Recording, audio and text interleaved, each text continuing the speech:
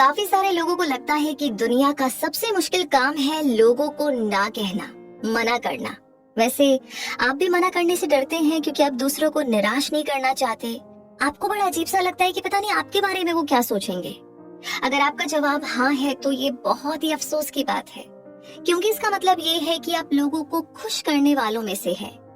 ये बात नुकसान पहुंचाती है क्योंकि आप हमेशा दूसरे लोगों की जरूरतों को पूरा करने में लगे रहते हैं। खैर, देर सही दुरुस्त, अब टाइम आ गया है कि आप ऐसा करना छोड़ दें। अब मात्र कहने भर से तो आप छोड़ेंगे नहीं।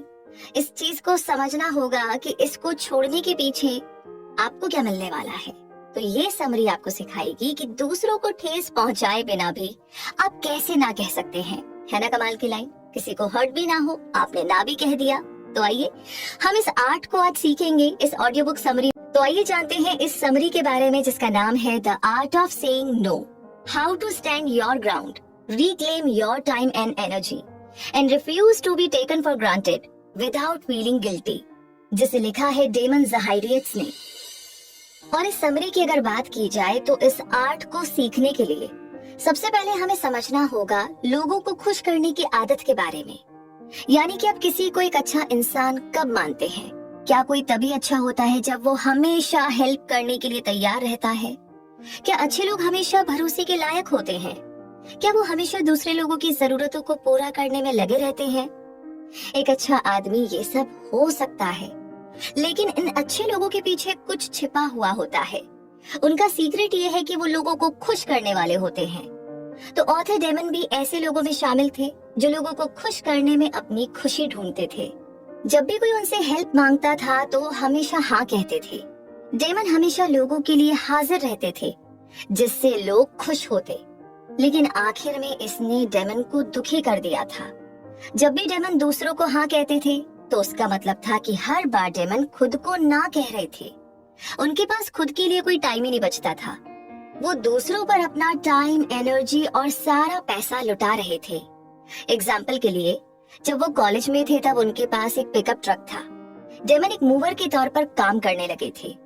उनके सभी दोस्त उनसे उम्मीद करते थे कि वो उनके सामान को एक जगह से दूसरी जगह ले जाने में हेल्प करेंगे, और डेमन ने हमेशा वैसा ही किया। अपने दोस्तों की मदद करने के लिए कभी कभी उन्हें उस दिन का अपना सारा प्लान कैंसिल करना पड़ता था, इसलिए जल्दी ही वो अपने दोस्तों से परेशान हो गए। तो डेमन ने लोगों को खुश करने की आदत से कैसे छुटकारा पाया?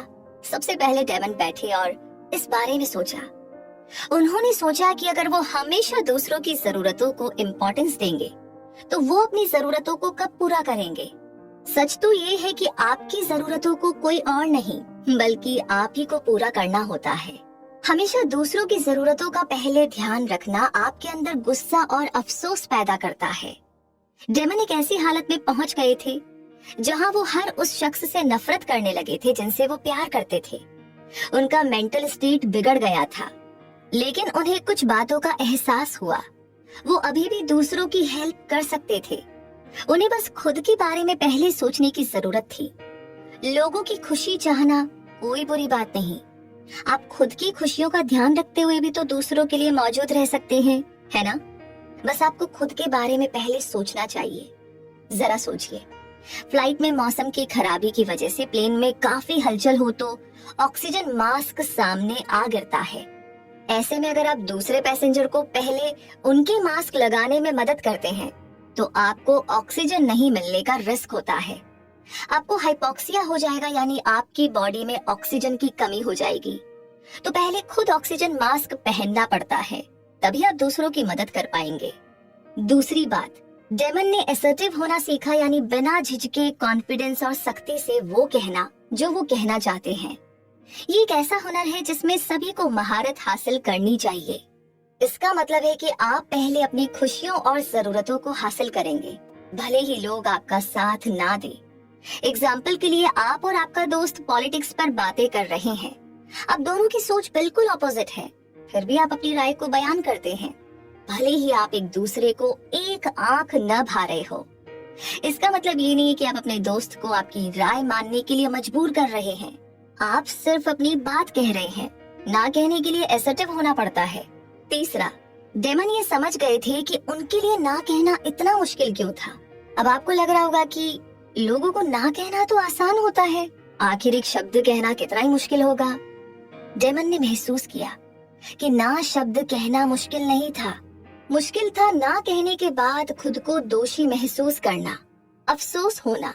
भले ही ना कहना उनके अपने फायदे के लिए था। तो ना कहने के पीछे जो सोच होती है, जो हम सोचते हैं, वो तो अब जान ही गए हैं। अब आगे बात करते हैं अगले चैप्टर में इनकार करने से झिझकने के रीजन के बारे में। अब ये पता लगाने की बारी आपकी है कि आपको इनकार करने में झिझक क्यों होती है। ये समझना बहुत जरूरी है। इस तरह आप खुद को दोष देना बंद करेंगे। याद रखें कि आप इसलिए इनकार नहीं कर पाते ताकि आपको बाद में अफसोस ना हो या बुरा ना लगे। पहली वजह तो ये है कि आपको ये सिखाकर बड़ा किया जाता है कि लोगों को ना कहना रूड होता है। आप ये भी सोचते हैं कि आप शायद ना कहकर लोगों की इंसल्ट करेंगे। आप उनके चेहरे को देखकर ये सोचने लग जाते हैं कि वो नाराज हो गए हैं या मायूस हुए हैं, और ये आपको काफी बुरा लगता है। लेकिन याद रखें कि इनकार करना कोई गलत बात नहीं है। खुद के बारे में सबसे पहले सोचना बिल्कुल भी गलत नहीं है, खासकर तब जब आपके पास करने के लिए बहुत कुछ हो। असल में ये उसी शख्स की गलती होगी अगर वो आपके इनकार को खुद की इंसल्ट मानता है। इसका मतलब होता है कि वो शख्स इस इनकार को पर्सनल तौर पर ले रहा है। वो ये मान नहीं पा रहा है कि आपकी अपनी प्रायोरिटी है, अपनी जरूरतें हैं। जब तक आप प्यार से इनकार करते हैं तब तक आपको बिल्कुल भी अफसोस नहीं करना चाहिए। आप ना नहीं कह सकते, इसके पीछे की जो दूसरी वजह है वो ये है कि आप में सेल्फ एस्टीम की कमी है। हम सभी के अंदर एक क्रिटिक होता है। ये आपको डाउट से भर देता है। ये आपको याद दिलाता रहता है कि आप जितना सोचते हैं उतने अच्छे नहीं हैं। इसलिए आपको लगता है कि आपकी इच्छा और जरूरत दूसरों की इच्छा और जरूरत के सामने कुछ भी नहीं है। दूसरों की वैल्यू के सामने आपकी वैल्यू कुछ भी नहीं है। सब लोग अपने सपनों को हासिल करने में लगे पड़े हैं और अपनी जिंदगी में बहुत अच्छा कर रहे हैं। आपको लगता है कि अगर आप उनकी हेल्प करेंगे तो आप खुद को इम्पोर्टेंट महसूस करेंगे, इसीलिए आप हमेशा उन्हें हाँ कहते हैं। लेकिन पता है ये बहुत ही गलत सोच है। इससे कोई फर्क नहीं पड़ता कि आपने क्या हासिल किया है या क्या नहीं किया है। आप फिर भी बहुत काबिल हैं। खुद को बेहतर बनाने का मौका आपको मिलना ही चाहिए। आपका हक बनता है कि आप दूसरों से पहले अपने बारे में सोचें। इनकार न कर सकने की तीसरी वजह है कि आप झगड़े या बहस में नहीं पड़ना चाहते हैं। इसी वजह से डेमन इनकार नहीं कर पाते थे। किसी का सामना करने से डेमन घबराते थे, इसीलिए वो हाँ कह देते थे, जबकि वो असल में ना कहना चाहते थे। कोई आपको ना पसंद करे तो आपको बहुत बुरा लगता है। आप चाहते हैं कि आपको हर कोई पसंद करे, लेकिन ये नामुमकिन है।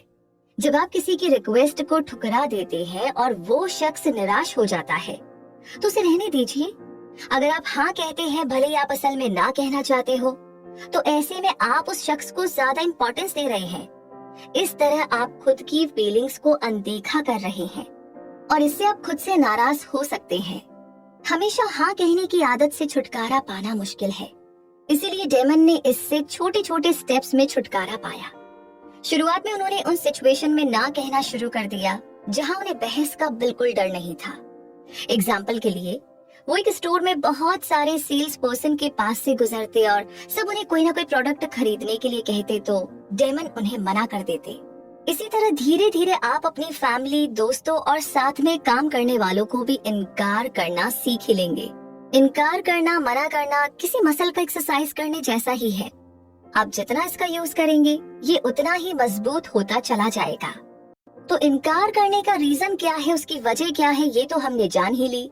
और अब जानते हैं उन 10 स्ट्रेटेजीज के बारे में जिसमें आप ना कह सकते हैं, और वो भी बिना गिल्टी के, यानी कि बिना अफसोस के। तो पहली स्ट्रेटेजी है डायरेक्ट और स्ट्रेट फॉरवर्ड होना, यानी सीधी और सटीक बात करना।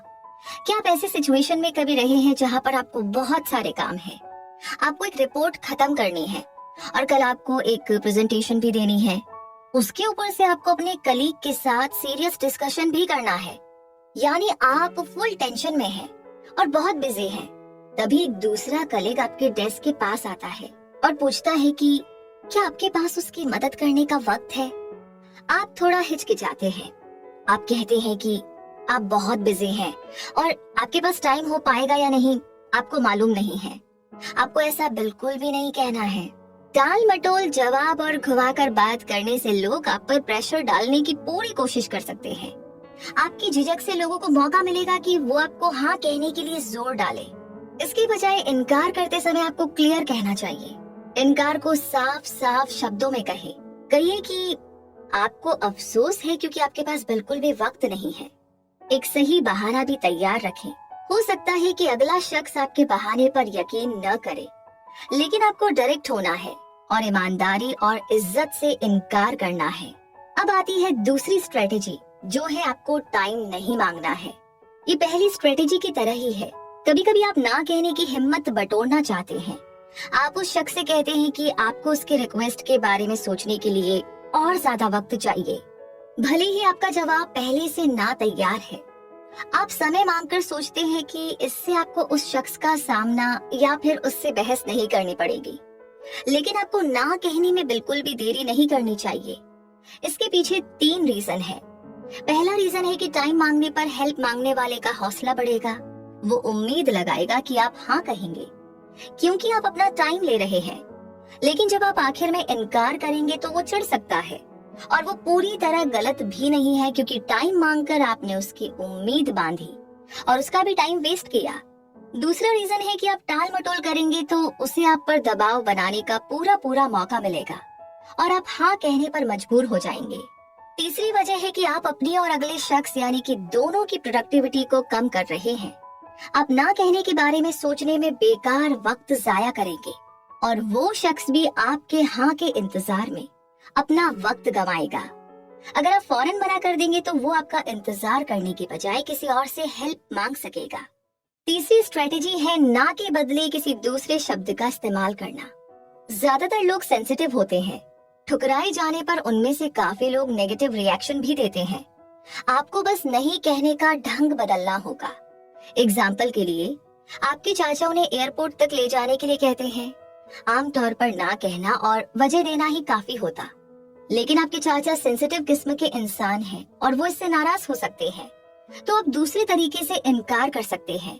आप कह सकते हैं कि आप उन्हें एयरपोर्ट तक ले जाना चाहते हैं, लेकिन आपके पास एक बहुत इम्पोर्टेंट प्रोजेक्ट का काम है जिसे आपको निपटाना होगा।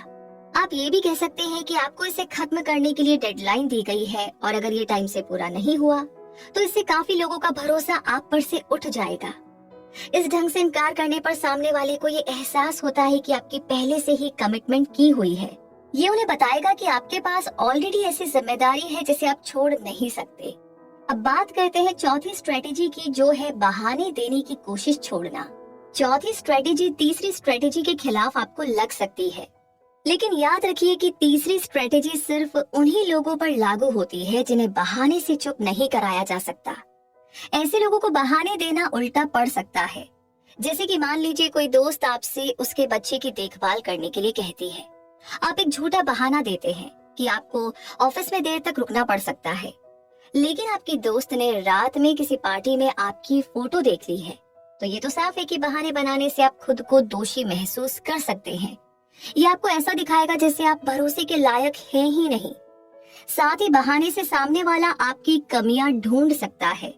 जैसे कि बच्चा संभालने का एग्जाम्पल लेते हैं। आपकी दोस्त कह सकती है कि आप आज रात उसके बच्चे का ध्यान नहीं रख सकते हैं, तो शायद कल आप ऐसा कर लेंगे। इसलिए प्यार और इज्जत से इनकार कीजिए और कोई बहाना मत दीजिए। अब बात करते हैं पांचवी स्ट्रेटेजी की, जो है अपने फैसलों की जिम्मेदारी लेना। जब कोई आपसे उनके लिए कुछ करने को कहता है तो आप कहते हैं मैं नहीं कर सकता, अब ये प्रॉब्लम खड़ी कर सकता है। आप में अपना पैसा, एनर्जी या वक्त किसी को देने की काबिलियत है, लेकिन आप तय करते हैं कि आप मदद नहीं कर सकते। इसमें कोई बुराई नहीं है, लेकिन मैं नहीं कर सकता ये कहना लगता है कि मानो हम काबिल नहीं हैं। एक तरीके से आपका कहना है कि आपका फैसला आपके हाथों में नहीं है। आप ये कह रहे हैं कि हेल्प करने का ऑप्शन आपकी काबू से बाहर है। जरा सोचिए, मैं नहीं कर सकता कहना किसी और बात या किसी और पर जिम्मेदारी डालने जैसा है। जैसे कि आप कह रहे हैं कि किसी और की वजह से आप कुछ नहीं कर सकते। मैं नहीं कर सकता कहने की बजाय मैं नहीं चाहता कहना शुरू कीजिए। ये आपके फैसले पर आपके हक को मजबूत करता है। आप इससे ये दिखाते हैं कि आप अपना टाइम और एनर्जी खुद पर खर्च करना चाह रहे हैं। किसी और पर नहीं। छठी स्ट्रेटेजी है रिक्वेस्ट करने वालों को बाद में दोबारा पूछने के लिए कहना। नहीं, ये देरी करने की स्ट्रेटेजी नहीं है। ये वो स्ट्रेटेजी है जिसका इस्तेमाल आप तब कर सकते हैं जब कोई आपसे अर्जेंटली हेल्प मांगता है।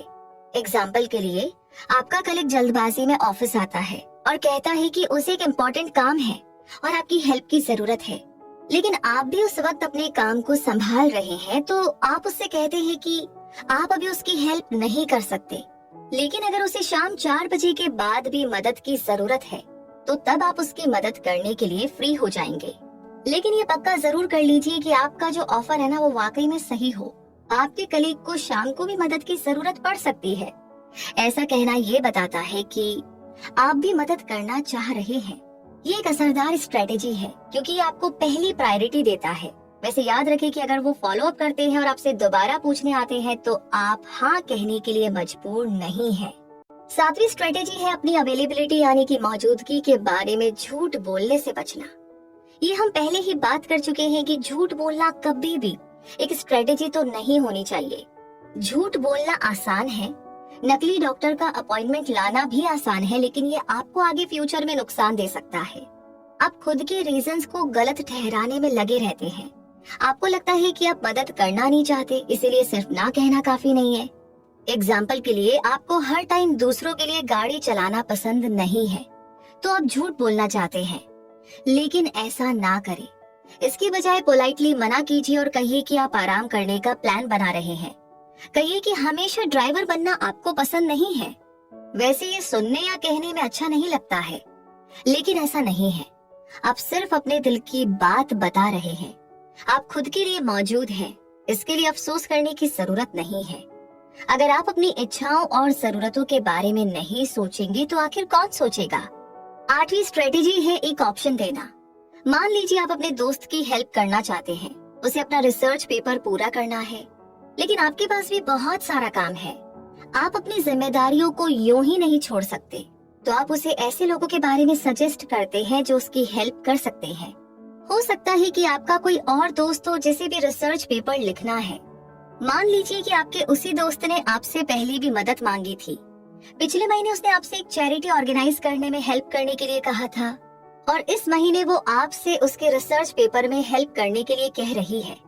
आपके पास दोनों में हेल्प करने का टाइम और एनर्जी नहीं है, तो आप अपने दोस्त को खुद ही ऑप्शन चुनने के लिए कहिए।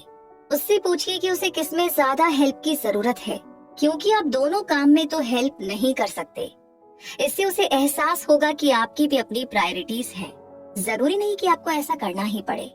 एक ऑप्शन ऑफर करना गुडविल जेस्चर है, और इसे सिर्फ तभी ऑफर कीजिए अगर आप वाकई में हेल्प करना चाह रहे हैं। 9वीं स्ट्रेटेजी है किसी ऐसे दूसरे शख्स का नाम देना जो बेहतर क्वालिफाइड या जानकार हो। अगर आप हेल्प करना भी चाहते हैं तो कुछ ऐसा है जो आपको ऐसा करने से रोक सकता है। आप महसूस करते हैं कि कोई और है जो आपके दोस्त की हेल्प आपसे बेहतर कर सकता है। एग्जाम्पल के लिए, आपका एक दोस्त आपसे खुद की लिखी हुई नॉवेल को पढ़ने के लिए कह रहा है ताकि आप उसे अपनी राय दे सके। आपको पढ़ना अच्छा लगता है और आप अपने दोस्त की मदद करना चाहते हैं, लेकिन आप जानते हैं कि ऐसे और भी लोग हैं जो आपसे ज्यादा जानकार और एक्सपीरियंस्ड हैं, तो आप अपने दोस्त को उनके पास भेज सकते हैं। आप उसे इनकार नहीं कर रहे हैं, बल्कि आप उसे सिर्फ एक ऐसे शख्स की तरफ भेज रहे हैं जो उसकी हेल्प करने के लिए ज्यादा काबिल है। 10वीं स्ट्रेटेजी है अपनी बैंडविड्थ की कमी के बारे में बताना। यही वो स्ट्रेटेजी है जिसे डेमन अक्सर यूज करते हैं। उनके पास रोज के काम करने के लिए एक टू डू लिस्ट रहती है, और ये आम तौर पर कई काम और एक्टिविटी से भरा होता है। उनके पास करने को बहुत से काम होते हैं, जैसे फैमिली से मिलना और सोशल जिम्मेदारी निभाना। एक बार उनके दोस्त ने डेमन से पूछा कि क्या वो किराए का घर ढूंढने में उनकी हेल्प कर सकते हैं। डेमन को मना करना पड़ा क्योंकि घर ढूंढने में काफी वक्त लगता है। उनके दोस्त ने जोर देकर कहा कि इसमें सिर्फ 1 घंटा लगेगा। डेमन ने महसूस किया कि वो उसे हाँ कहने के लिए मजबूर कर रहा था, इसलिए उन्होंने अपनी लिस्ट निकाली और अपने दोस्त को अपने दिन भर का स्केड्यूल दिखाया, जिसमें उनकी मीटिंग और अपॉइंटमेंट के टाइम लिखे हुए थे। तब उनके दोस्त ने महसूस किया कि डेमन बेवजह ना नहीं कह रहे थे, वो वाकई में बहुत बिजी थे। तो हेल्प करने की बैंडविड्थ न होना यानी समय की कमी होना हेल्प मांगने वालों को समझाएगा कि आप वाकई में बिजी हैं इससे आप किसी तरह के दबाव में आने से भी बच सकते हैं। तो ये थी 10 स्ट्रेटेजीज जहां पर आप ना कह सकते हैं बिना अफसोस के। लेकिन यहाँ पर आपके लिए अभी बोनस स्ट्रेटेजी भी है। पहली बोनस स्ट्रेटेजी है अपनी बात पर डटे रहना। कुछ ऐसे लोग होते हैं जो आपके ना कहने पर भी आप पर तब तक दबाव डालते जाते हैं जब तक आप उन्हें सख्ती से मना नहीं कर देते। तब भी वे आपको हाँ कहने के लिए मनाने की कोशिश करने में लगे रहते हैं। आपको ऐसा लग सकता है कि आपने गलत फैसला किया है, लेकिन याद रखिए कि कुछ लोग ऐसे ही होते हैं और ये उनकी प्रॉब्लम है, आपकी नहीं। मान लीजिए कि आपके ना कहने के बावजूद भी कोई मान नहीं रहा है, उन्हें ढिठाई से लेकिन रिस्पेक्ट के साथ बताइए कि आप अपनी बात पर डटे हुए हैं। दूसरी बात ये है कि आप हेल्प मांगने वाले से पूछिए कि क्या उसने किसी और से हेल्प के लिए पूछा है। हो सकता है कोई और काबिल शख्स उसकी हेल्प कर पाए। दूसरी बोनस स्ट्रेटेजी है पोलाइट होना। अगर कोई आपके ना को मान नहीं रहा है तो ये परेशानी की बात हो सकती है, खासकर तब जब हेल्प मांगने वाला अपनी हद पार कर देता है। आप भी अपना आपा खो सकते हैं, पर आपको ऐसा नहीं करना है और ना ही हार मानना है। सामने वाला शख्स जो भी कर रहा है उससे जाहिर होता है कि वो कौन है। इसके जिम्मेदार आप नहीं हैं। हमेशा प्यार और इज्जत के साथ आपको इनकार करना चाहिए। तीसरी बोनस स्ट्रेटेजी है मौका खोने के डर का सामना करना। लाइफ में मौके कम ही मिलते हैं, फिर चाहे वो ऑफिस में आपका प्रमोशन हो या फिर दोस्तों से मिलने का मौका हो। आपको डर लगता है कि ना कहने से आप कुछ मौके खो देंगे, इसीलिए आप हाँ कह देते हैं, भले ही आपके पास टाइम, एनर्जी या पैसा न हो। मौका खोने का डर आपको काफी परेशान कर सकता है। आप लगातार अंदाजे लगाते रहते हैं और खुद से सवाल करते रहते हैं, लेकिन सिर्फ इसीलिए कि आपके सामने मौका है, इसका मतलब ये नहीं है कि आपको इस मौके को लेना चाहिए। हमेशा हाँ कहने का क्या रिजल्ट होता है उस बारे में जरूर से सोचिए। आपको कितना काम करना पड़ेगा ये भी सोचिए। हर रात दोस्तों के साथ बाहर जाने पर आपको कितना पैसा खर्च करना पड़ेगा। मौका हाथ से निकलने का डर तो रहेगा, लेकिन जान लीजिए कि ये धीरे धीरे आसान हो जाएगा। तो ना कहना कितना आसान और कितना मुश्किल है, और किन किन सिचुएशन में आप कैसे ना कह सकते हैं, और ना कहने की बजाय आप क्या क्या कह सकते हैं, ये सब कुछ हमने सीखा। लेकिन एक काम करते हैं, एक बार फिर से दोहरा लेते हैं कि हमने फाइनली क्या क्या सीखा और क्या क्या हमें स्टेप लेने हैं।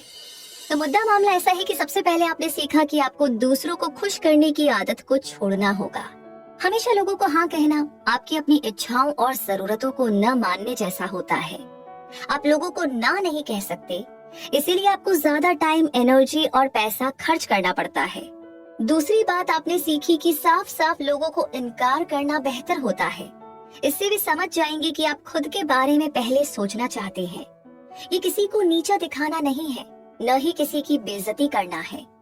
इनकार की वजह बस ये है कि आपके लिए जो सबसे ज्यादा मायने रखता है वो है आप खुद।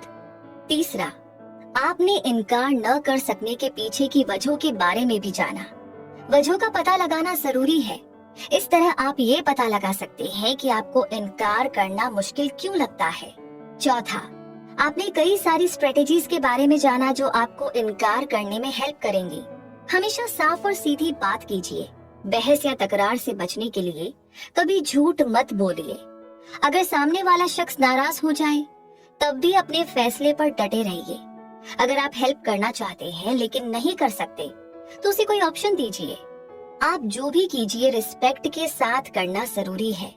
अगर सामने वाला शख्स अपना आपा खो दे तो आपको उसकी बराबरी नहीं करनी है। अपने लिए खड़ा होना मुश्किल हो सकता है, दूसरे लोगों को खुश करना आसान होता है। अगर वे खुश हैं तो आप खुश हैं, है ना? लेकिन आप इस तरह से अपनी पूरी जिंदगी नहीं जी सकते। खुद के बारे में पहले सोचने का वक्त आ चुका है। आप अपने बारे में सोचेंगे तो आप सेल्फिश नहीं कहलाएंगे। खुद को दूसरों से पहले रखना स्वार्थ नहीं है। आप सिर्फ उसे प्रायोरिटी दे रहे हैं जो आप चाहते हैं, क्योंकि आपका ख्याल आप नहीं रखेंगे तो और कौन रखेगा। तो चलिए कोई ना, हमें दूसरों की मदद जरूर करनी है, लेकिन सबसे पहले अपनी मदद करनी जरूरी है। तो इसी के साथ ये समरी यहीं पर कंप्लीट होती है। ये समरी आपको कैसी लगी और जरूर से बताइएगा कि आज आपको जिसको ना कहना है क्या आप ना कह पाएंगे, या फिर आप कौन सी वाली स्ट्रेटेजी फॉलो कर रहे हैं, कैसे ना कहने का प्लान कर रहे हैं, या आपको परसों किसी को ना कहना है तो वो भी आप बता सकते हैं कि एग्जैक्टली आपको कौन सा तरीका ठीक लग रहा है। सबसे पहले अपना बहुत सारा ध्यान, उसके बाद बाकी सबका ध्यान। हमेशा खुश रहिए, मुस्कुराते रहिए और बिना गिल्ट के ना कहना शुरू कीजिए। जय हिंद।